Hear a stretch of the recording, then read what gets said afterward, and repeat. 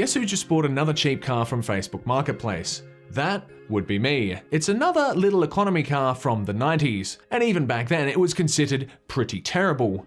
I haven't yet picked it up, so I think it's time we go collect it and see if my 800 Australian dollars was well spent.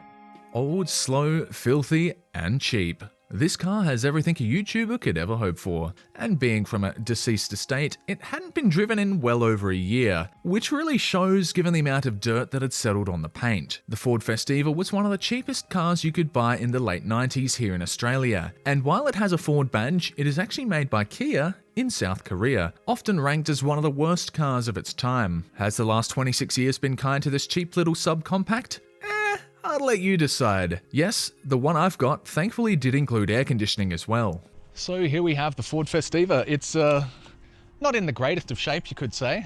But first of all, we're gonna have to go put some fuel in it because this thing is almost empty. I put 5 litres in the other day when I went to go check it for a second time, but it is still almost empty. So let's hope it makes it to the fuel station at the very least.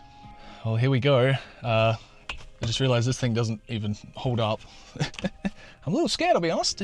It's a little bit rough, but mechanically it seems to be fine. It's just gonna need a lot of detailing, you know. Things are a little bit sticky, so let's start it up. Okay, so far so good. Let's go get some fuel. Oops. Oh my God, the window's stuck. All right, that'll do. All right, let's go.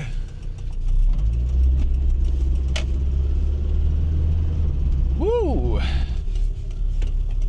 Yeah, these windows are gonna need a good clean. Holy shit.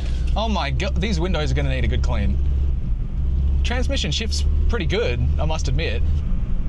The speedo's kind of moving, like it's, I think it works, it's just not particularly accurate, I think.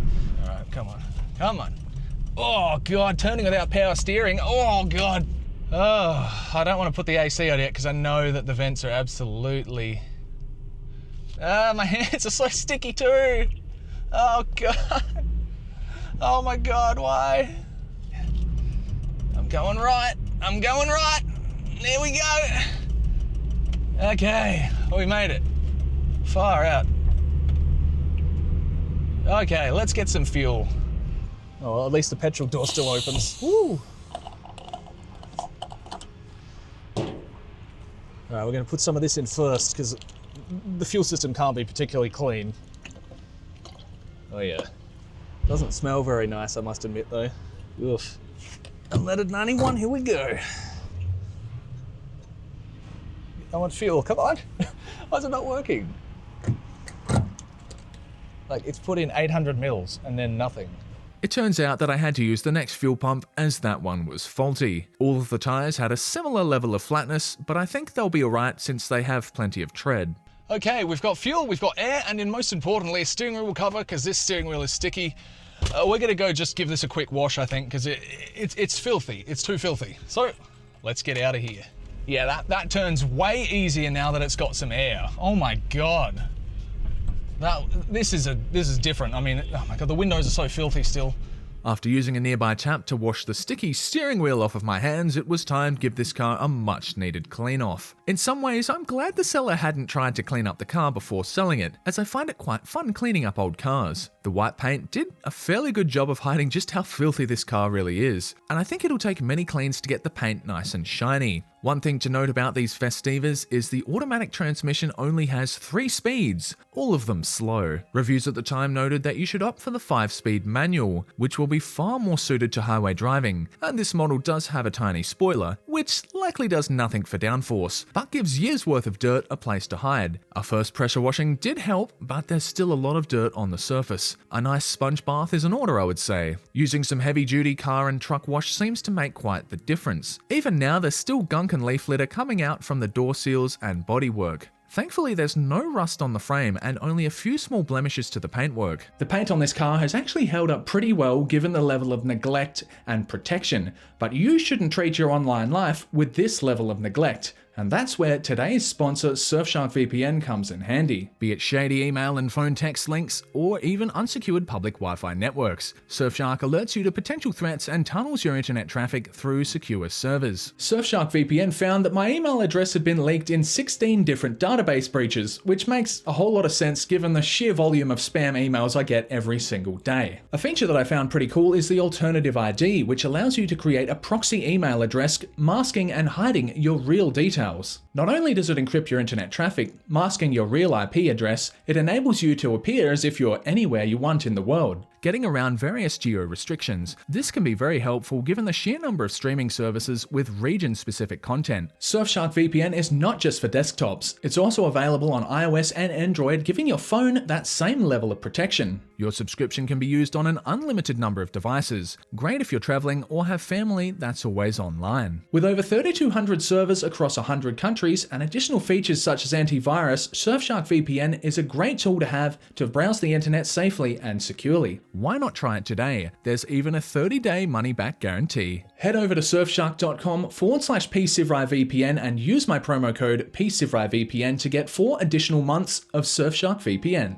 And the few minor dents don't lower its value too much since it's worth bugger all to begin with. Being able to see out of the windows properly is pretty important to me, so I'll give the glass a good wipe off. The gas struts also aren't holding up the boot while it's on our sloped driveway, so a clamp is very much required. As you can see, it's pretty foggy, and apparently the previous owner who had passed away was a smoker, meaning all the gunk is likely tar from cigarettes. Ew. And the car didn't smell too bad, but that's likely due to it sitting with the window open for well over a year. And just look at all that gunk. Powering this small car is the Mazda B3 1.3 litre 8-valve engine, which required a new battery, so I used one I had lying around. The radiator was replaced at some point, and the coolant looks fine. Thankfully, you can easily check the transmission fluid, which looks good, a nice red colour. The brake fluid could do with a change, so I'll repeatedly drain and fill the reservoir with new fluid over the next few days, because I'm too lazy to completely flush the system. To make sure my hands don't melt onto the steering wheel, I fitted the cover, which will help with the grip necessary to turn a car without power steering at low speeds. And before working on the filthy engine, I wanted to give it a clean off. With some of the sensitive components, such as the distributor and battery covered, I sprayed on some degreaser, and after waiting a few minutes for the grease to lift, it was time to use some engine cleaner, followed by a high pressure spraying. It's best to avoid spraying directly into the spark plug cylinders and electrical connectors.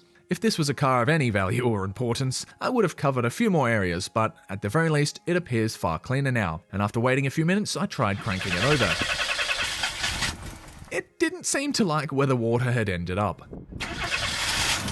But after drying off the engine a bit more, it started fine. The insane amount of wind likely helped dry it out a bit, I'd say.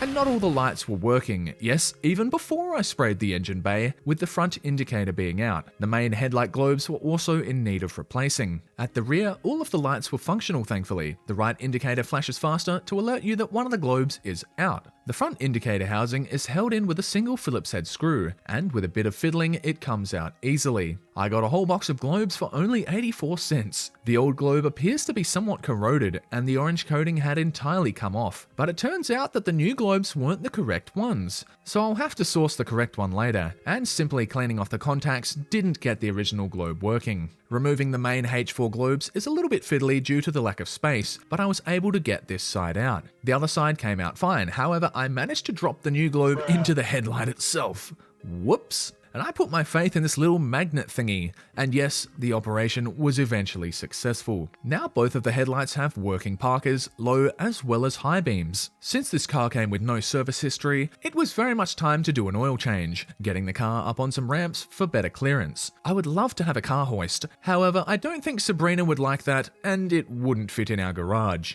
With the oil cap and dipstick opened up, I cleaned off the oil and grease surrounding the drain plug. The 19mm bolt was on there fairly tight, and when the good tug, it did loosen off. What does the oil within look like? Honestly, not too bad. And it hadn't leaked out while sitting for over a year. What mileage was it last changed at? Who knows? Perhaps the oil filter will have a date on it. It's fairly easy to access, but it's on the thread pretty tight. And worst of all, I don't have a filter wrench on hand. And after a while, I was able to get it off though. And if I'm reading that date code correctly, this was made in April of 2022. And given when the owner passed away, it likely saw around a year's worth of driving. With some oil on the new filter's seal, it was time to put it on. I made sure to align the thread correctly, as I would hate to cross-thread the filter, or worse, damage the thread on the engine side. I did it up as tight as I could by hand, which should definitely be enough. How much oil came out in the end? Just under 3 litres. The capacity of this engine is supposedly around 3.6 litres, so I'll put in just 3 and see where it sits when it's back on flat ground. And given that it's a fairly high kilometre engine at 249,000 kilometres, some 20 W50 is going in. I chose to use a measuring jug for greater accuracy. I'd also recommend using a funnel to avoid spilling the oil. The 3 litres gets it fairly close to the fill mark, so it's time to start it up and see what happens.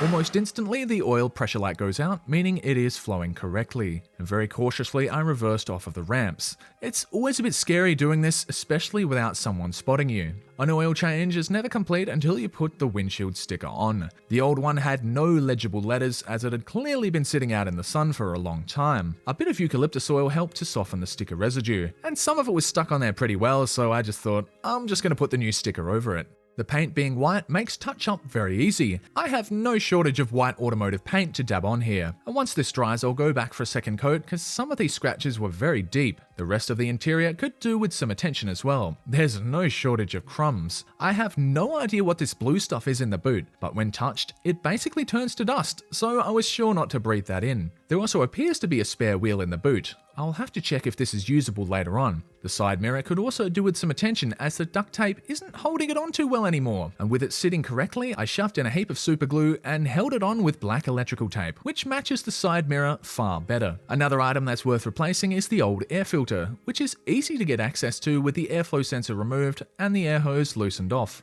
It can then simply be lifted out, and since there's a bit of debris in the airbox, I decided to vacuum it out. While the old filter wasn't in horrible shape, a new air filter is cheap, so why not put one in? I thought I'd also check the spark plugs, but at the time of filming, I didn't realize that you had to twist the plugs while pulling outwards. And pretty much every surface in this car is filthy, which isn't surprising given it belonged to a smoker. This is clearly going to take several passes to make properly clean. What's in the boot well? A small scissor jack in good condition, a large bolt, possibly to keep said scissor jack in place, a very old bottle of automatic trans fluid, and sadly, the wheel in here has a huge screw in the thread. There is also what looks to be a toolkit, however that transmission fluid had leaked all over it. Thankfully, it doesn't look like water had been pooling in here, which can cause rust if left to sit for a long time, and after wiping out all of the debris and transmission fluid, the wheel well is clean once again. I figured now is a good time to test out the scissor jack, which is designed for emergency tyre changes. Thankfully, the tyres on here don't seem to have any flat spots, even after the car sat for a very long time. And something that hadn't held up too well are the wiper blades. They're actually starting to rust. These cheap ones will definitely be an improvement. And I had to find the right clip, which the new blades thankfully included. And given how much time this car spent out in the sun, it's not surprising that the rubbers had gone bad. At least the glass on this car shows very few signs of scratching. My father brought over his trolley jack and we checked the other wheels. This one needs some adjusting. Most likely the brake pad is gripping the rotor a bit too much, or the rotor is slightly warped. And be sure that your handbrake is on while doing this, and that you use a chock behind the rear wheel. The rear left bearing is fine for now. Let's see how the rear right is holding up. The bearing seems to be fine here as well, but there is a bit of play which can be adjusted. I've never seen this done before personally, and underneath this little center cap is a pin that you can remove. With it straightened out, it can be yanked out of the hole. This nut in the center is actually all that holds the wheel on, which also holds the bearing in place. And now the whole wheel simply comes off, giving us a good look at the rear drum brake, which has a reasonable amount of tread left on it. We plan on replacing the rear wheel bearings at a later date, but for now this is fine, and with the handbrake back on, we can let it down nice and gently. My father gave it a test drive and it seems fine for now, and we'll have a go at adjusting the front brake pads soon. And for such a low-end 90s car, I was expecting it to be worse. Another area I can improve are the fogged over headlamps. This time I made sure to buy some masking tape to help protect the surrounding areas. Not that it really matters given the quality of this car though. And with the surface clean and dry, I began scrubbing with the abrasive paste. Several passes are recommended for greater effect. This sands off the yellow plastic, and now the sealing spray can be applied, which will make the surface clear once again. This should keep the headlights nice and clear for many months. However, you will eventually have to do this again. And once again, I thought I would try tackling the stained front seats. Initially, I wondered if the previous owner had died in the driver's seat. However, I found out that wasn't the case. I found cleaning the gunk off the dashboard worked pretty well with some eucalyptus oil. Still, I'll have to do a few passes as whatever's on here is really baked into the surface. I thought I could remove this large scrape with some cut and polish. However, that had minimal effect, likely requiring some touch-up paint to get looking better. And while it isn't the neatest way to do it, I simply used a Q-tip to go over a few areas where the paint had begun flaking off. And since the seats were completely beyond hope, I went and bought the cheapest seat covers I could find. These seat covers didn't fit perfectly, and I may have actually slightly ripped them, getting them on around the very wide headrest. Clearly, these were designed for seats with detachable headrests, but this is a definite improvement. Another improvement this car needs is a functioning front indicator bulb. So once again comes out the light assembly. This time I got the correct bulb with pins that will fit in the housing. So I put in the new globe. Let's see if that fixes it. Nope, still nothing. Perhaps the housing is bad? I tried the old globe in the opposite front connector, which actually worked. And the new globe also worked in that connector. Perhaps some corrosion is the problem after all. Time to put some cleaning vinegar to work. This is great for removing corrosion, and I figured I'd do this on the working indicator side since it did look quite dirty as well. Finally, some success. The new globe is working in the driver's side connector. Now we have every light on this car functioning as it should. This is now becoming a vehicle I would happily drive around without too much worry. There was a little bit too much coolant in the reservoir, so I pumped it out. Don't drink the forbidden juice. One thing that is still bothering me is the fuel economy. Around 11.6 litres per 100 if I calculated that right, which is horrible. There are many possible causes, and my dad suggested the oxygen sensor could be going bad.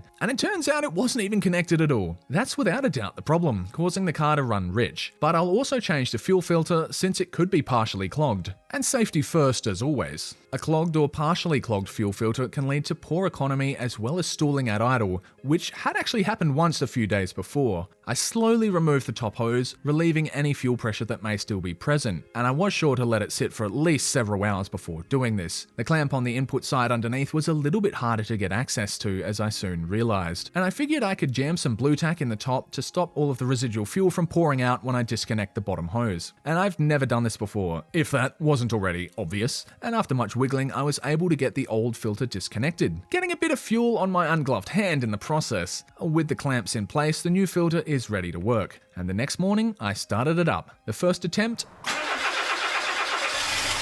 it almost started. And once the fuel was passing through the filter and had enough pressure, it started fine. The timing belt also looks absolutely fine, no signs of cracking. One of the last things I wanted to do in this video was get the oxygen sensor working, and since it's only a single wire, I thought I could simply splice them back together, which should create a fairly strong electrical connection. And with a dab of super glue and a ton of electrical tape, I covered the bare wires. After learning how to unplug the spark plug leads, I thought I would check the plugs within. However, my 21mm socket is a bit too thick for the spark plug cylinder. I guess the old plugs are staying in for now, and I'll have to find a thinner tool to complete that job. And does the car run any different with the oxygen sensor connected? Well, from a cold start, it definitely smells different. And has the fuel economy improved? Thankfully, it has. It's not running so rich anymore, and acceleration is far less jumpy, likely due to it finally having the correct fuel to air ratio. This is really as basic as a car can get. No airbags, no ABS, no power steering. That simplicity does have its advantages, with most of the maintenance items easy to do yourself. And don't let that small size fool you. With the back seats folded down, there's ample room, easily fitting in 2 large broadcast camera kits with space to spare. And Millie loved sitting on the back seat as we took her to the dog groomer. Thankfully, someone had upgraded the car stereo and it works straight away with my modern iPhone. Is it a safe car? Oh god no. I'm sure it would fold up like a sardine can in an accident. But will it get you from point A to point B reliably? Well, with some continued maintenance, absolutely. And with any luck, this cheap little nugget will be on the road for many more years to come. And one last thing before I go, I thought I would try patching up the ruined sun visor. Not only is the inner foam disintegrating into a fine powder, the arm no longer holds the weight of the sun visor itself. And to stop the foam flaking off even more, I dabbed a bit of super glue onto the surface. You really do not want to breathe the foam dust in, that's for sure. I sliced into the bracket, revealing that it was simply loose. Clamping the metal down in a few places seemed to stiffen up the hinge, and a few zip ties wouldn't hurt either, I thought. Last of all, I taped up the exposed foam areas and gave it a quick spray paint. It's now functional once again. Definitely a cheaper alternative to paying $79 for a replacement sun visor. Anyway, thank you very much for watching. I have a really good time working on these car videos. I don't know why, it just excites me. It's a lot of fun to do, and hopefully I'll be able to do some more in the future. I always say like I'll probably never do any more, but well, here I am. What is this, like the 11th car video I've done maybe? I just keep doing it. I've got a problem. Please help me stop. Well, anyway, just watch the videos and make it worth my time at the very least. Thank you very much for watching, and I'll see you in the next one.